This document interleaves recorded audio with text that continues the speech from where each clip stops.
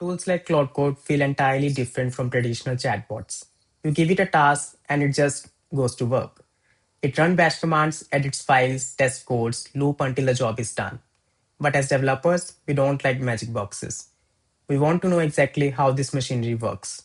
Welcome to Tech Diet, and in this video, we are going to force Claude Code to reverse engineer itself. And this is my repository, the link of which is in the description. Let's use this prompt in my Cloud Code to see how the AI harness works under the hood. Let's use this prompt, and we are telling Claude to act as a transparent narrator and log everything into a file called reverseengineer.md before it takes a single steps. We want to see the user messages, the tool calls, the tool results, how the context window grows. Let me hit enter. So it has acknowledged the task. Because it's an agent, it will call the file writing tool to create the reverse engineer.md file before it could even say hello to us. So it is creating this file and it will document whatever the task it has been doing so far. So the reverse engineer.md file is ready. We'll take a look and see, this is where the harness comes into place. It's asking me to allow whether this file should be created or not. Since we want to do this, we'll just allow for this session to happen. And let's look at the content of this file. Look at this file. Claude Code literally spits out its internal structural blueprint. It breaks down its execution environment into two clean categories: things that are permanently hard-coded into its brain every session, and things the harness injects dynamically over single keystroke. Let's look at the static sections first. Right at the top, we see the model identification setting the stage. You are a Claude Code Anthropic official CLI. But look right underneath it, the systems prompt or the system section. The harness explicitly tells Claude that it is rendering in a monospace font environment, dictating the trust model. And check this out, the doing tasks. The harness forces strict coding guardrails onto the AI, telling it to prefer editing over creating and forbids from adding unnecessary code comments unless the why is explicitly non-obvious. Now this right here is the coolest architecture secret I found, the deferred tools. Normally when you build an AI agent, you passes all your function schemas to API at once. But Claude full tool schemas like Slack integration, web fetching, or complex file manipulation are massive. Passing them every single turn would completely eat up your context window and cost you a fortune in tokens. So the Claude harness uses context budget gate. It injects a tiny system reminder tag listing tools that are available but don't have their schemas loaded yet. If Claude wants to use one, it first runs a specific tool search to materialize the schema on demand, and that's the brilliant engineering. Next is up the permission model, which answers the question everyone has been asking: how does it know when to ask for permission? The harness splits tools into clear tiers: auto approve, prompt required, the deferred tools, of course. Auto approve for read only actions like reading files, running harmless grep searches, and prompt required for state matuting actions like writing to a file, using a git push, or touching the network. As you have seen, when it created the reverse engineer file, it asked my permission before it actually created that file. That's the AI harness working under the hood. Look at this hidden gem. If the user hits deny, the AI is explicitly told not to try the tool call again, but to dynamically reason about why the user rejected and pivots its strategy. Now let's zoom directly into task 1 to see the actual anatomy of a single agent interaction. Notice under the user message section, the text I typed went through completely as raw plain text. Why? Because I didn't have any files open or a code highlighted in my editor.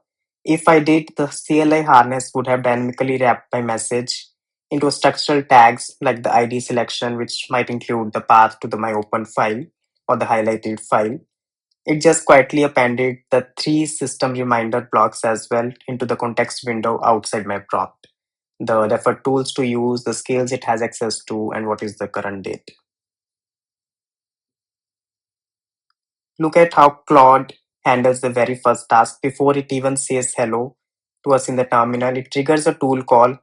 It uses the right tool with the exact absolute path to create this markdown file But check out its internal reasoning here.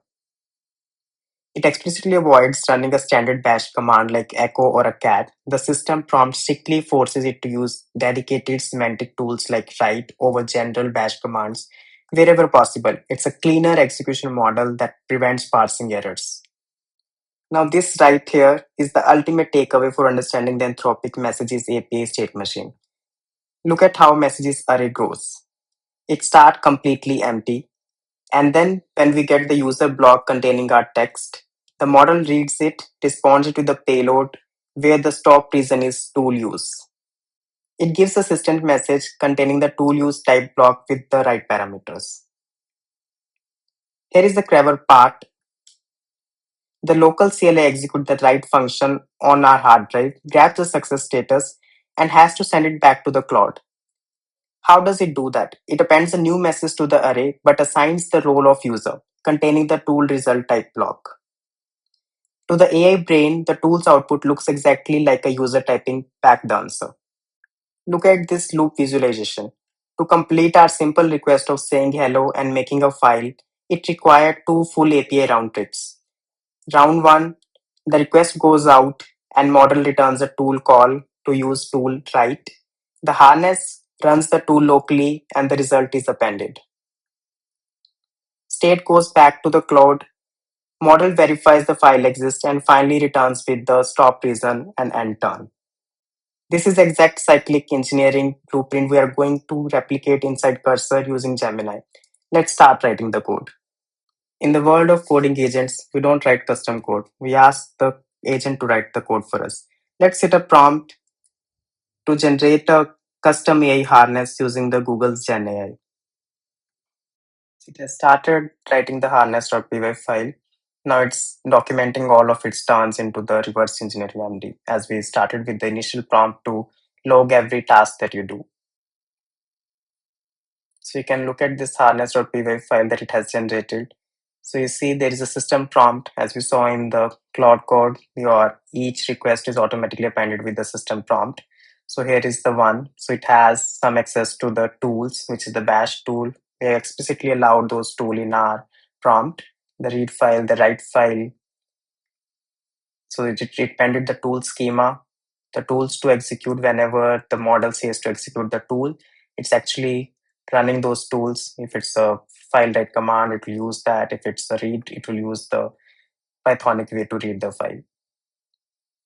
And then it's logging each its execution, what it performs, where it at. It takes the prompt from the user and send it back to the Gemini model to infer what to do the next steps, and the actual harness intercepts it and perform the action and feed back the result back to the model until the toolchain is completed. Okay, so our agent has done its job. Let's quickly validate it on our terminal and execute some of the Python packages to be installed. And then let's run the harness. Okay, it's asking me to share my prompt.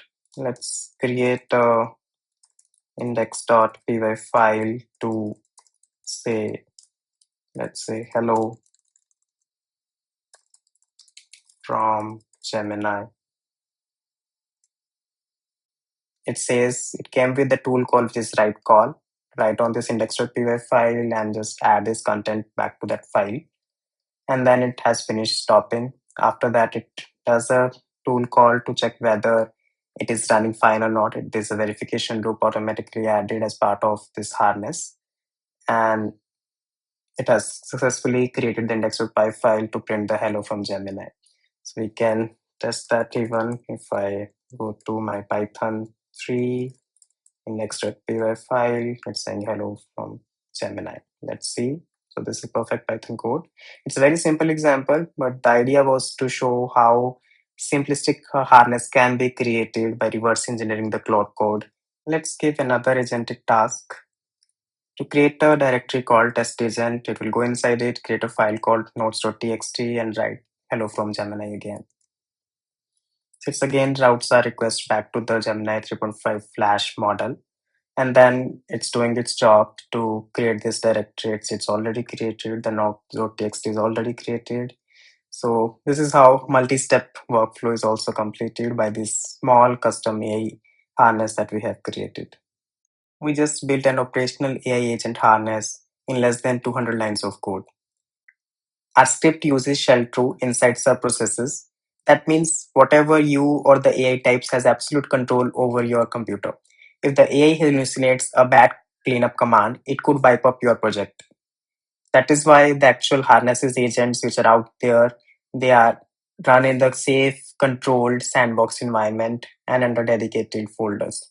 Let's summarize what we have seen so far.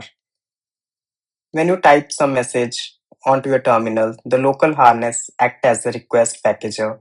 It bundles up your system instructions, defines the function signature, your local system tools, inject a contextual tags like your current active file pathway, and ships that payload off to the cloud API brain. When the API brain drops the stop reason of tool use, the cloud passes the baton right back to your machine. In the Python code, our execute tool function handle exactly what you see at the bottom left. It steps through the local operation dispatcher, skip the pass any manual user permission for the auto-approved commands, hits your local file system, or ran a terminal subprocess using bash tool or some file system it has access to. We then appended the data right back into our local chat history, faking a user turn so the model could read its own success, decide whether to spin through the loop again, or finally drop an end turn. Understanding this exact cyclic state machine is how you bridge the gap between building basic chat boxes and building truly autonomous local software engineers. If this deep dive helped demystify how AI agent actually functions under the hood, smash that like button, subscribe to the channel, and let me know in the comments what system tool you are going to integrate into your harness next. Thanks for the watching. I'll see you in the next one.